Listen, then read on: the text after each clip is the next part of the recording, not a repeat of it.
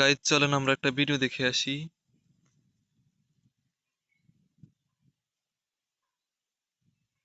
তো দেখা যাক ভিডিওটা। খুব গর্ভবতী, সরি গর্ভবতী না। জি জি জি গর্ভবতী। আপনার বউ কি জানে এই কথা? জানলে আজকে ঘরে ঢুকতে দিবে না তো। আঙ্কেল কয় মাস চলতেছে? আচ্ছা যাই হোক, আপনি তাড়াতাড়ি মা হয়ে যান, দোয়া করি। প্রতিনিয়তই হয়ে যাচ্ছে। আমি রাস্তা দিয়ে হেঁটে যাচ্ছি নরমালি, কোচিং এ আসছি। আমি যখন কোচিং করতেছি তখন হচ্ছে মানে কি বলবো, ভদ্রবেশী ছেলে, মানে ভদ্র পরিবারের ছেলে, শিক্ষিত ছেলে মনে হয়, ইউনিভার্সিটিতে পড়ে মনে হয় ছেলে। ওই ছেলে আমাকে বললো চ্যাংচুংচা। ভাই এগুলো কিন্তু ঠিক না, আমি বলে দিচ্ছি। এখন থেকে যারা অন্যের ভাষা নিয়ে ট্রল করবে তারা হচ্ছে হারুন আঙ্কেলের ছেলে, মনে রাখেন।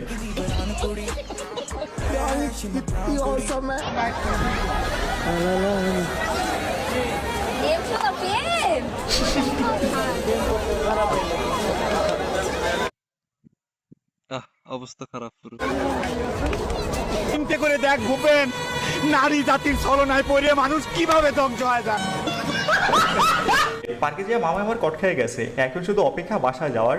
আজকে তার ইচ্ছে মতো বানাইবে, লবণ মরিচ দিয়া আমসাসার মতো ছেঁচবে। আমি কিন্তু পেমেন্ট নিয়ে কালকে লাইভে বসে গেলাম এরকম না, তাহলে আমি কোটি কোটি টাকার মালিক হয়ে যেতে পারতাম। আমার এই অনুষ্ঠানে আসতে হতো না, আমি কোটি কোটি টাকার মালিক হয়ে যেতে পারতাম। টাকার জন্য এসেছেন না কি বলবো?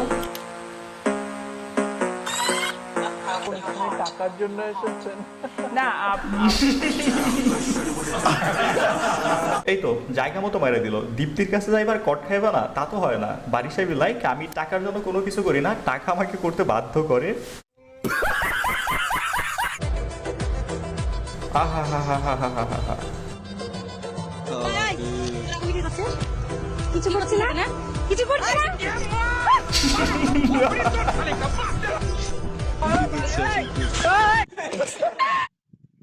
ইজ্জত শেষ।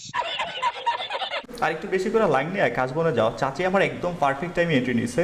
কাশবনের আশেপাশের মুরব্বীদের এমনি সোজা থাকা উচিত, নয়শো দেখলে আগে ওসাই নিতে হইবে। ওই উঠতেছে কই?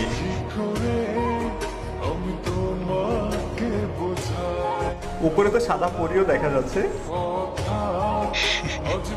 হাই হাই,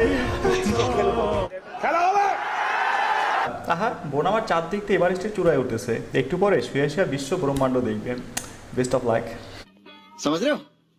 আমার পার্টনার আমাকে 100% বলবো না, 1000% আমাকে সাপোর্ট করেছে। ও আমাকে সব দিক থেকে সাপোর্ট করেছে, ফিনান্সিয়ালি, মেন্টালি, ফিজিক্যালি।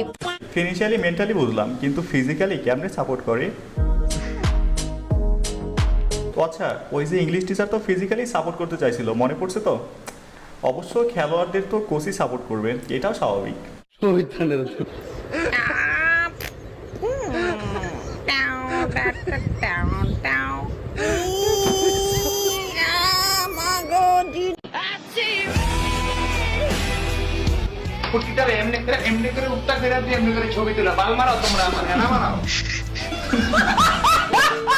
জালপে দিচ্ছে মাহি আপা, এখন আইফোন, রোলেক্স, ফ্ল্যাট সব আইসা পড়বে। তবে এখন আবার কেউ বলেন না মাহি আপা ডান্স করতেছে না পজিশন শেখাচ্ছে। আওয়ামী লীগ তো চলে গেল, এখন মাঠ কাঁপানোর চান্স নাই, তাই পজিশন চেঞ্জ করে ফেলছে, নতুনদের দৃষ্টি আকর্ষণ করতেছে। 2 দিন পর দেখবেন মাঠ ঘাট সবকিছু কাঁপানো শুরু করছে আবার। দেশ আমার দেশ, আমার দেশের, আমার দেশ, আমার বাবা এই দেশ স্বাধীন করেছে। জিএসটি চট্টগ্রাম আমাদের, আরো পাবেন না। জিএসটি আমাদের হতে হবে। Same same but different. পুরো দেশটাই কারো বাপের, আবার চট্টগ্রাম কারো বাপের। মাঝখান থেকে আমরা সাধারণ বাঙালিরা ভাইসা আসছি এই দেশে। প্রতিনিয়ত দেখতে পাচ্ছেন যে ফেসবুকে আমাদের নিয়ে অনেক কিছু মিম বানানো হচ্ছে, অনেক কিছু হাসি ঠাট্টা করা হচ্ছে। এসব তো আমাদের ঠাট্টা করা হয়, আমাদের পেঙানো হয়, আমাদের কি করে চাইনিজ পরে যখন আমরা রাস্তায় মানে রাস্তাঘাটে বাইরে কি বলে জানেন? চিচিং পংকে চাইনিজ বলে। আমরা আমাদের এগুলো শুনতে ভালো খারাপ লাগে, আমরা কি বলবো? কিছু করা না, আমরা চুপ করে থাকি। আমাদের পাহাড়ি মেয়েদেরকে কি বলে? পাহাড়ি মাল। মানুষ তাদেরকে নিয়ে মজা করতেছে, এটা আমি কখনোই সাপোর্ট করি না, বাট তারা ইচ্ছে এটা আসলে ঠিক নয়। করে মানুষের কাছে হাসির পাত্র হচ্ছে। তারা বাঙালি পরিচয় চায় না, তাদের আদিবাসী পরিচয় লাগবে। আমাদের পাহাড় লাগবে। শুনেন, 250 থেকে 300 বছর আগে ত্রিপুরা, কম্বোডিয়া, মঙ্গোলিয়া অথবা বার্মা থেকে আসলে আদিবাসী হওয়া যায় না। এই ভূখণ্ডের আদিবাসী হচ্ছে বাঙালিরা, আর তারা বাঙালি না হয়ে আদিবাসী স্বীকৃতি চাচ্ছে। এর পিছনের কারণ কি, বেনিফিট কোথায় তাদের, আপনি কি জানেন? আপনি না জেনে তাদেরকে সাপোর্ট করতেছেন, একটু গুগল করে জেনে আসবেন। আমি যদি ইনডাইরেক্টলি বলি, তারা যদি আদিবাসী স্বীকৃতি পেয়ে যায় তাহলে পার্বত্য চট্টগ্রাম অঞ্চলটা পুরো বাঙালিদের থেকে বিচ্ছিন্ন হয়ে যাবে, মানে পুরো নিয়ন্ত্রণ হারিয়ে ফেলবো আমরা। এটা কিন্তু আমাদের জন্য মারাত্মক বিপজ্জনক। আর থেকে সেনা শাসন তুলে নাও, এরপরে বাঙালিদের তুলে নাও, আমাদের আচ্ছা। পাহাড় লাগবে, আমাদের জিএসটি চট্টগ্রাম আমাদের, কারো পাবেন না জিএসটি আমাদের হতে হবে। পাসপোর্ট ছাড়াই ভিসা দেবো, খাওয়ান দে। কথা আছে না, উলির পাক জ্বালায় মরার জন্য। তোমাদের দেখেও তাই মনে হচ্ছে, তোমরা নতুন মানচিত্র প্রকাশ করতেছো, পতাকা বানাচ্ছ, দেশের নাম প্রকাশ করতেছো। দেখো ভাই, দেশে বর্তমান অস্থায়ী সরকার দেখে তেমন কোনো ব্যবস্থা নিচ্ছে না। একটু অপেক্ষা করো, কে তোমাদের দেশ ভাগ করার বুদ্ধি দিয়েছে সেটা খুঁজে বের করা হবে।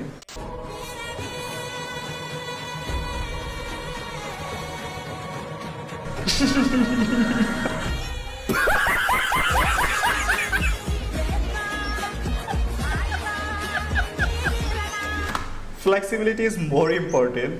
ভাগ্যিস কেউ কদম জোরের উপরে একটা টোকা মারে নাই, নাইলে খেল খতম হয়ে যেত।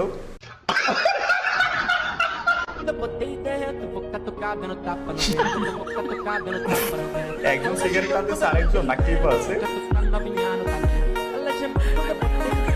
বেচারা পড়ছে বড় বিপদে।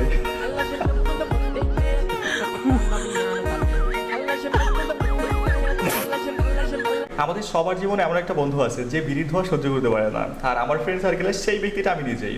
বিড়ি হচ্ছে এমন একটা খাবার যেটা টয়লেটে বসে খাওয়া যায়। আপনি নামাই দিচ্ছেন কেন তাদের? লাগাই দিছি, এটা গাড়ির মধ্যে বইয়া অনেক ডিস্টার্ব করতেছে। না, মিথ্যা কথা বলি নাই। আপনি একটু চুপ করুন, আপনি বলেন। আঙ্কেল, নামাই দিচ্ছেন কেন তাদেরকে? লাগাই দিছি, আমার গাড়ির মধ্যে ডিস্টার্ব করতেছে। আপনাকে কি ডিস্টার্ব করে? আপনি আমাদেরকে কথা বলেন, আপনাকে কি ডিস্টার্ব করে সে? ছেলে মেয়ে রেজিস্টার করে, মেয়ে ছেলে ডিস্টার্ব করে। আমার মেয়ে ছেলে নাই, আমার মেয়ে ছেলে নাই। হ্যাঁ, আপনার মেসেজ আপনি অনেক সিনিয়র, আমি বলছি। আঙ্কেল, আপনি বসেন, একটু রিল্যাক্স হন। এখানে ছেলে মেয়েকে ডিস্টার্ব করে, মুরব্বি জায়গায় দিছে। আবার মেয়ে ছেলেকে ডিস্টার্ব করে। বিষয়টা এমন না, দুজনে সম্মতিক্রমেই করে। বাট ডিস্টার্ব হচ্ছে রিক্সাওয়ালা মামার। ভাগ্যিস রিক্সা থেকে নামাই আর থাপড়ায় নাই ওদের।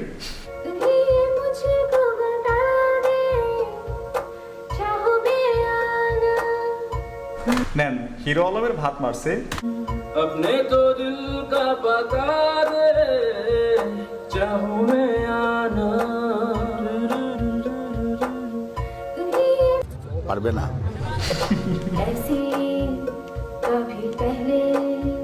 বাচ্চা থাকো চিরকাল ফিরে খাও বেড়ার বাল। শুধু এটারই অপেক্ষায় ছিলাম এতদিন। রানু মণ্ডল তো গায়েব হয়ে গেল, এখন রানু মণ্ডলের ভার্সন 2 হয়ে ফিরে আসছে লায়লা। তবে এখানে হিরো আলম থাকলে একটু ভালোই হইতো, লায়লা হিরো আলম জুটিটা পারফেক্ট হইতো। বিয়ে করার সঠিক বয়স কত? আসেন, বিয়ে করার সঠিক বয়স কত জেনে নেই। আপনার আবার কত বাকি আছে একটু দেখি। বিয়ে করার শারীরিক সঠিক বয়স হচ্ছে 16, সামাজিক বয়স হচ্ছে 26, বিয়ে করার সাংস্কৃতিক বয়স মানে যে বয়সে সবসময় বিয়ে হয়ে যায় 22 থেকে 24, বিয়ে করার অর্থনৈতিক বয়স মানে যে বয়সে একটা ছেলে বা মেয়ের ইকোনমিক্যাল এস্টাবলিশ হয় সেটা 30, আর বিয়ে করার এক্স্যাক্ট সঠিক বয়স কখনোই না। বিয়ে করবেন তো মরবেন। সব তো বললেন, কিন্তু বিয়ে করার রাজনৈতিক বয়স কোনটা এটা তো বললেন না। মেবি সহসভাপতি পদ পাওয়া পর্যন্ত। যাই হোক, এত পেঁচাপেচির দরকার নাই, জৈবনে লাড়া দিলেই বিয়ে করে ফেলবেন, সহজ হিসাব। গাইস, এখানে বলতে চাই, ভিডিওটা যেহেতু এই পর্যন্ত দেখছেন, যদি ভালো লেগে থাকে তাহলে একটা লাইক করুন, যদি সম্ভব হয় একটা শেয়ার করে দিবেন, চ্যানেলে নতুন হলে সাবস্ক্রাইব করে দিবেন, আর পেজ হলে ফলো করবেন। চাইলে কমেন্ট করতে পারেন একটু বেশি বেশি। 60 বছর বয়সে কোটি টাকা দিয়ে কি হবে যদি 25 বছর বয়সের শখগুলা, আহ্লাদগুলা, স্বপ্নগুলা পূরণই না করা যায়? আপনি 25 বছর বয়সে আপনার যে শখগুলা থাকবে, ইচ্ছাগুলা থাকবে, নিজের মনের আগ্রহগুলা থাকবে, জীবনেও সেটা আপনি 60 বছর বয়সে কোটি টাকার মালিক হবে তখন থাকবে না। তো ছোট্ট থেকে, একদম ছোট্ট থেকে আস্তে আস্তে আস্তে আস্তে আস্তে আস্তে শুরু করেন, যতটুকু আর্ন করেন, যাই করেন, নিজের স্বপ্নগুলো আস্তে আস্তে পূরণ করেন। পরবর্তীতে যে টাকাগুলো ইনকাম করবেন সেইগুলো জমায়েন। কথাগুলো একদম সত্য। শখের বয়সে শখ পূরণ না হলে সেটা আর কখনই হবে না। জীবন থেকে 21টা বছর পার হয়ে গেল, তেমন কোনো শখই পূরণ করা হলো না। হয়তো একদিন সবকিছু হয়ে যাবে, বাট এই শখের বয়সটা আর থাকবে না।